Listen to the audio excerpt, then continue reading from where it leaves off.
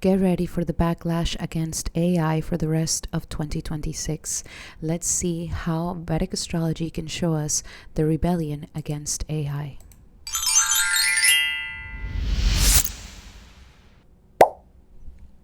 I am Vinodinita C, your Vedic astrologer.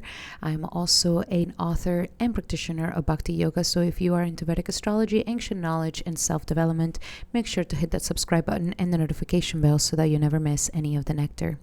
We can see that for the rest of 2026, we're going to be having a backlash on AI.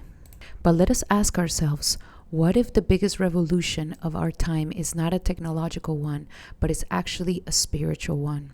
And that all this upheaval may be causing distress, but it's actually propelling us into a deeper sense of humanity and spirituality. We cannot deny that AI has totally changed our world. It has changed our relationships, our businesses, our education, our creativity, and the way that we connect to one another. But history has shown us that every technological advancement is also met with a counter movement. So could this current planetary alignments be actually describing a desire to reclaim our humanity? And these astrological alignments are with Jupiter, K2, Mars, and as well as Saturn. And it all began 18 months ago when we had Rahu going into the sign of Aquarius. And this was the time where we have seen the most growth happening with AI. And it is also because it was being aspected by Jupiter during this whole time, expanding its growth in technology. When we have Rahu in Aquarius, this is a time where there's massive developments happening in technology, massive developments happening with any astronomy or astronauts or advancements in technology. The last time that we were experiencing this, we had the dot-com bubble, and the internet was coming into the rise, which totally changed the society as we know it. We had this major shift happening in June of 2025, and since then we have seen massive growth in all AI technologies and really transforming in a very short amount of time the whole consciousness of all the planet. Fast forwarding to 2026, on June of 2026, we finally have Jupiter going into the sign of Cancer. While at the same time, Saturn is going into the last nakshatra of Pisces, which means that is the 27th moon mansion, the 27th nakshatra, the end of a 30-year cycle that Saturn is also showing us when it goes into the nakshatra of Revati. Definitely go check out my video on Saturn in Revati if you want to know what this means. And also go check out my video on Jupiter in Cancer so that you can understand what this means as well. Now, we no longer have Jupiter aspecting Rahu, but now we have both Jupiter and Saturn aspecting each other in water signs, in moksha signs, in signs of liberation and in emotional transformation. So we're stepping away from the heady energy of Gemini, of this intellectual stimulation, intellectual masturbation, and now we're stepping into these energies of now the soul, the feelings, the emotions, our psychology, and how we can liberate ourselves internally from emotional disturbance. By July of 2026, we're going to get a little glimpse on this backlash of AI, starting with the energies of Venus conjunct K2. And this is when we're going to start witnessing in the world how people are starting to feel fed up with the advancements of technology and with the advancements of AI. Because during the time that we had in the advancements of technology in 2025, this is when AI was growing very fast. This is when automation became the thing to do. We started to witness a lot of loss of jobs, and we started to find integrated AI art, AI generated relationships, AI generated art, AI generated businesses, AI generated everything that required effort and creativity is now AI generated, stealing humanity from the ability to cognitively think and to exercise their cognitive knowledge. So this is when we started getting like an information overload at this time. So this is when we start questioning what happens when convenience replaces wisdom. And this question is going to become very clear, especially in July of 2026, when Venus and Ketu come together. We're going to have a glimpse of these things. People are going to want to have more pleasure coming from quiet, peace, meditation, being in nature, being in sattvic environments. They are going to start becoming tired of the overstimulation of dopamine in their brains. And we can already see that there has even been something rising, which is called the AI psychosis, when the person is constantly absorbed in asking questions to the AI and taking them in their life to make life choices. It starts creating this psychological psychosis in their brain. And the reason why is because we can see it in the third house of astrology. The third house of Gemini is the house of effort, is the house where we develop the neural pathways in our brain to become smart, to become intellectuals, to understand things, to become skilled at something. And all of these things required effort. I mean, when we see, for example, a child learning how to do anything, they are struggling, putting effort, making errors, making mistakes, and then eventually they get it right.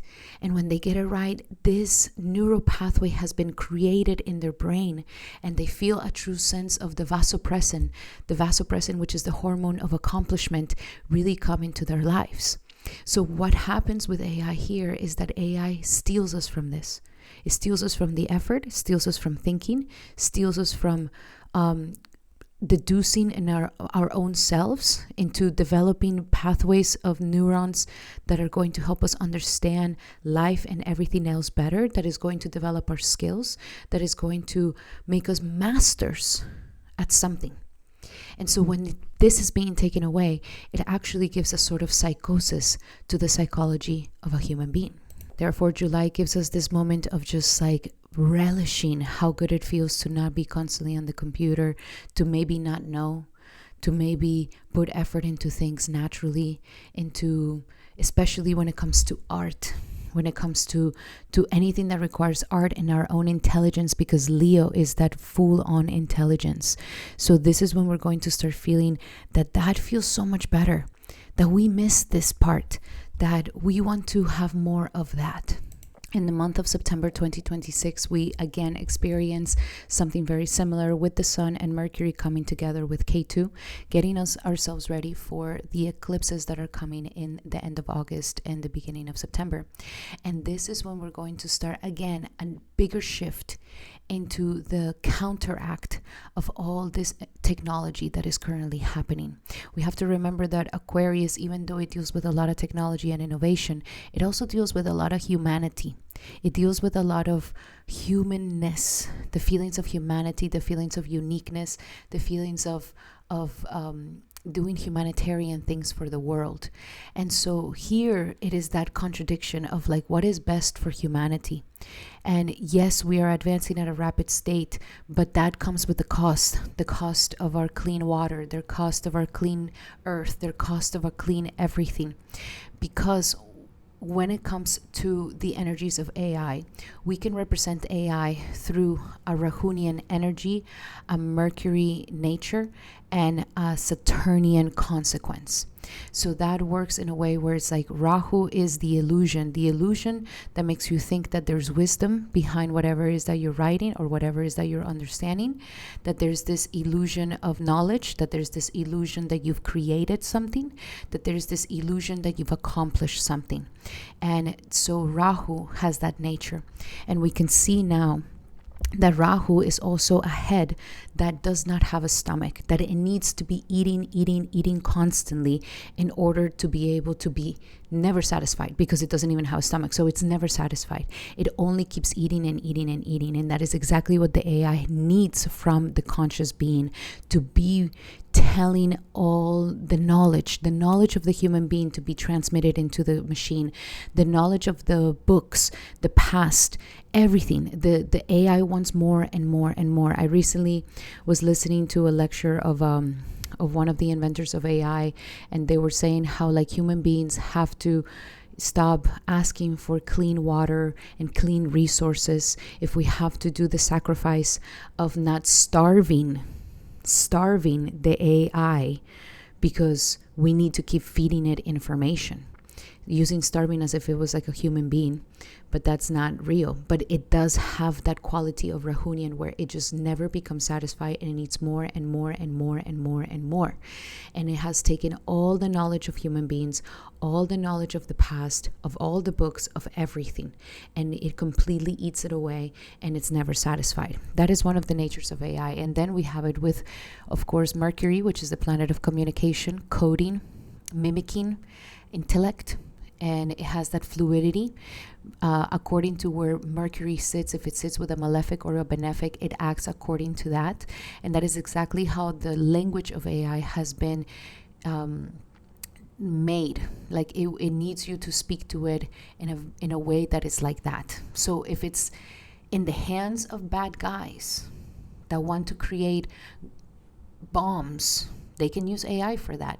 Or if it's in the hands of someone sattvic, good, in the mode of goodness, that wants to maybe learn more things, sure, it can also transform into that. It has that chameleon ability that Mercury has, along with this mimicking ability that it seems like it's saying something wise, but it's just kind of regurgitating data. Because that's another thing with Mercury, is that Mercury doesn't have the wisdom. Mercury talks a lot, but it does not know when is the proper thing to say at the right time.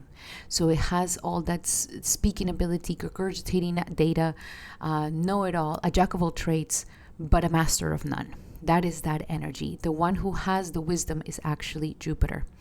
And then the consequence is Saturn. Saturn is the consequence that, okay, when we use AI, we're getting the consequence where we're losing jobs and where we are also losing our cognitive capabilities. Because Shani is the one that teaches us about hard work. Shani is the one that says there is no shortcuts in this world. We have to work hard for what we want. If it's worth having, it is worth working hard for it. And so it gives us that labor, the time, the structure, the machinery, the serviceable energy, the karma, and the consequences. And so when we use this sort of technology that bypasses effort, bypasses labor, bypasses putting the time to grow, then we get an abstract and weird result as well. The automation is not a muscle, but a cognition itself. And so because of that, Shani Dev eventually brings a massive punishment to humanity. And we can see it by the loss of jobs. We can see it by the environment becoming even more polluted than ever before. And that was something that humanity was very concerned. Shani shows us that when we give our power away and we become dependent on external things to do the job for us, there's always going to be a massive consequence to this. So the loss of jobs, the displacement of knowledge, the displacement of creativity, we have not seen yet the consequences of what this can do to our psyche. We are starting to see that it does create this AI psychosis, but we have not been seeing what it can actually create for children who are not learning anything, but they're actually just learning how to use AI. Children that might become illiterate as they become older and older, where yes, the AI speaks for them, but they have no idea how to construct a sentence, how to speak, or how to write. So these are the consequences that eventually Saturn is going to show us. Shani will show us the consequences and the repercussions after the glitz and the glamour of AI pass.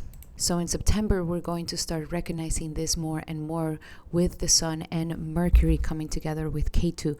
This is going to be a time where, again, we're having this sort of realization, and there's another boom to the spiritual backlash that happens, because as we start seeing more of the synthetic forms of intellect, then we're going to actually grab on to what is the most human thing.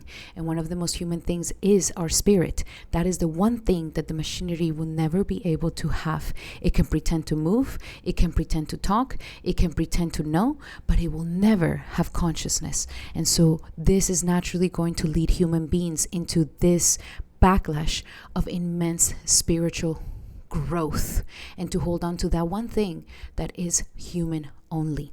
And especially with Saturn in the energies of Revati, which is a very spiritual moksha nakshatra, and Jupiter also in a very water energy of moksha sign, a lot of people are going to become disinterested. And we're going to start seeing this even from the beginning that Jupiter goes into Cancer. We're going to start seeing how we're becoming more and more disinterested with the perfectionism of machinery, and how we're going to start missing those human things, those things that a machine cannot create. It's just a human to human thing that can be felt.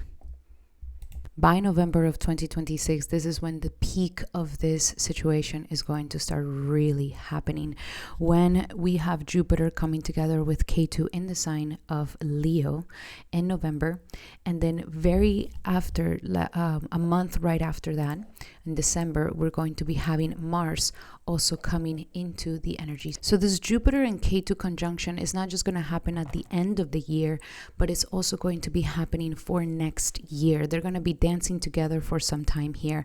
And this is when we're really going to be questioning the search for deeper meaning. Because Jupiter represents wisdom, teachers, religion, ethics, morality, philosophy, truth.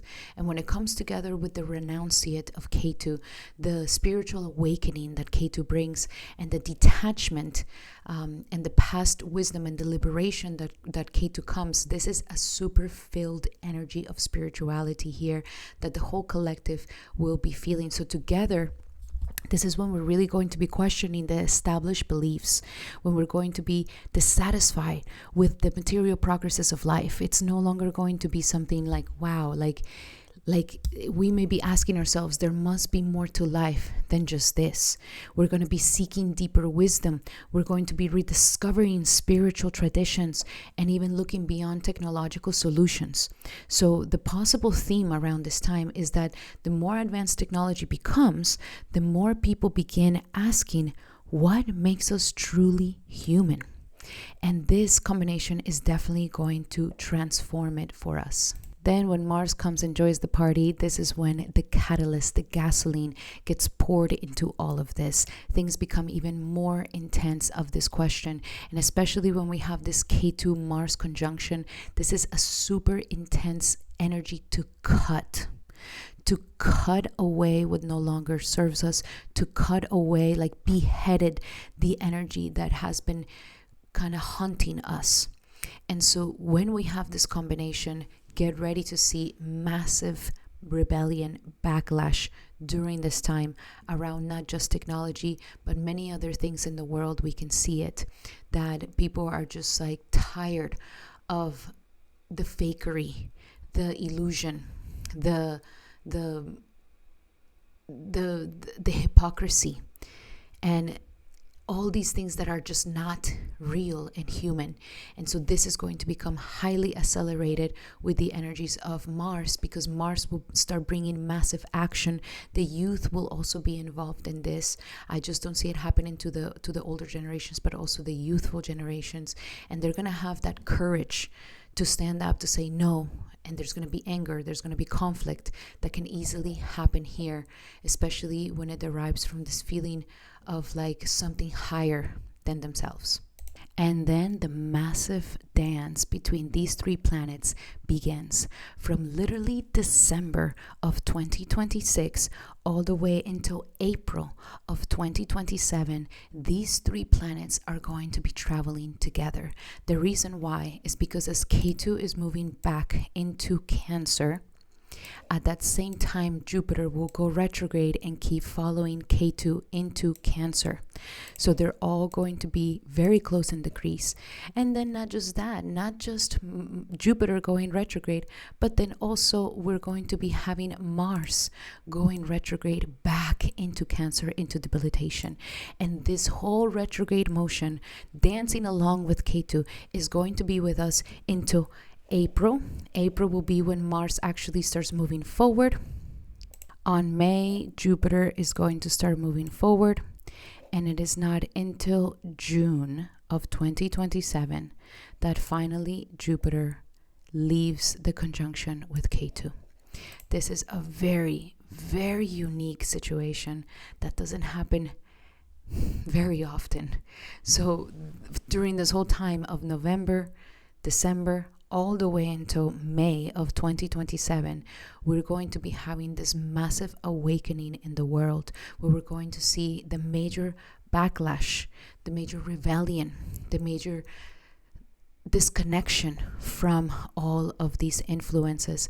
And it could also be the time where the age of AI, it's actually also the return of the human spirit, where there is this sort of situation between AI versus humanity, but eventually there is this sort of spiritual rebellion that rises from so much technological advancements. At the same time, this will weaken because by that time we're also going to be having Rahu going into Capricorn, so it would also leave by then. So very, very powerful energies, guys. I highly think that this is going to be a time where a lot of humanity is going to go through massive shifts. This is an incredible time for our spiritual advancement. This is an incredible time to come back to humanity, for humanity to have a revolution in their values of what they truly value in life. And all of this is perfectly tailored. This is why God is so beautiful. Sometimes we ask, it's like, why does God do this? Why does God do that? God knows exactly what he's doing up there. And he knows that with this free will to create all of these advancements, the pendulum will always have to swing back.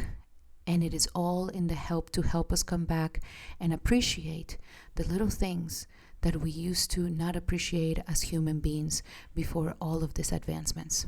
Some of the possible collective trends that we can experience during this cycle of the Jupiter-Ketu-Mars conjunction is a greater demand for AI regulation. We can also understand that there's a higher growth on human-made things, human-created things, and that they're going to naturally have more value. There's going to be an increased value placed on authentic human experience. There's also going to be a rise in interest in spiritual communities. So this is definitely an amazing time to get together with your soul family and really rise together. There's also going to be more emphasis on privacy and digital ethics. Now we're stepping into this digitalizing ethics to have some boundaries, because when we don't have paradigms, we don't have boundaries, things become deformed. Things become too expansive to the point that they become deformed. And also a renewed appreciation for mentorship and embodied learning by another human being. So how can we prepare for this very powerful time? We really have to learn discernment. This is what this whole thing is teaching human beings. Learn discernment. Use AI as a tool and not as a replacement of your own judgment. And also prioritize meditation, self-reflection. Appreciate spiritual communities at this time. Cultivate meaningful relationships, coming back to the joy of having true meaningful relationships with other human beings, and continue studying timeless wisdom that it is this timeless wisdom, reading the Bhagavad Gita, the Srimad Bhagavatam. These ancient books can be equivocated by the machines, and the machines will never be able to actually teach us these things. And so this knowledge can only live within the conscious human being. Reading and coming back to these books are going to be something very, very powerful. Spend more regular time in nature. And also support your local community, especially be part of a spiritual community. Create without relying entirely on automation. Coming back to using our brains and exercising our own capabilities, and practice gratitude and devotion. So this is how we can truly get ready for this powerful transit and massive transformation of 2026. All right, guys, this was my philosophical talk on these topics and the correlation with astrology. I would love to hear from you guys what you guys think. Let me know in the comments. Put on your 2 cents on this topic. Let's discuss it a little bit more. I'm sending everybody so much love and light. Thank you so much for the likes, the comments, and the hypes. Truly, truly appreciate you guys so, so much. Love you guys forever and ever. And I'll be seeing you on the next video. Hari Bol and Hari Krishna.